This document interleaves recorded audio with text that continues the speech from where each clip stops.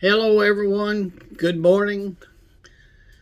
I'm Pastor Mark, also known as Rev. I appreciate you joining me here today, this morning, this afternoon, this evening, whenever time you happen to be watching. I do appreciate you watching and taking part in these daily devotions. I pray that you're safe and you're well and blessed today, and enjoying again these temperatures that are a little higher than normal, and the sun's shining. It's just been awesome. I am going to read to you this morning. This is from First Kings. It's a little bit lengthy, so just hang here with me. This is First Kings. It's chapter 8, and I'm going to begin with verse 35. When the heavens are shut up, and there is no rain because your people have sinned against you, and when they pray toward this place and confess your name and turn from their sin because you have afflicted them, then hear from heaven and forgive the sin of your servants, your people Israel. Teach them the right way to live and send rain on the land you gave your people for an inheritance.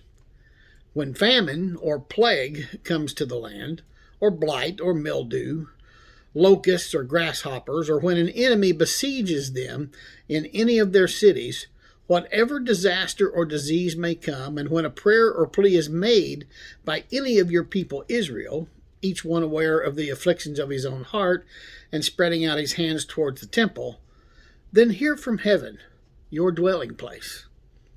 Forgive and act. Deal with each man according to all he does, since you know his heart, for you alone know the hearts of all men, so that they will fear you all the time they live in the land you gave our fathers. As for the foreigner, who does not belong to your people Israel, but has come from a distant land because of your name, for men will hear of your great name and your mighty hand and your outstretched arm when he comes and prays towards this temple, then hear from heaven your dwelling place, and do whatever the foreigner asks of you, so that all the peoples of the earth may know your name and fear you, and do your own people Israel, and as do your own people Israel, and may know that this house I have built bears your name. When your people go to war against their enemies, wherever you send them, and when they pray to the Lord toward the city you have chosen and the temple I have built for your name, then hear from heaven their prayer and their plea, and uphold their cause. This is the word of the Lord. May it bless, convict, encourage, enlighten, and empower its hearers this morning. Why does Solomon suggest again and again that God's people need to pray toward the temple that his workers have just completed? Well, the reason's pretty simple and yet profound. You see, sincere prayer calls for reorientation. Now, we must look away from the things that trouble or concern us and look toward God. Now, this reorientation doesn't mean we should ignore our concerns. It does mean, though, that our concerns should no longer monopolize our thoughts. Instead, we bring our concerns to God and focus our attention on him. Daniel did the same thing. He prayed toward the temple. He would go up in his room and face the temple 3 times a day and pray.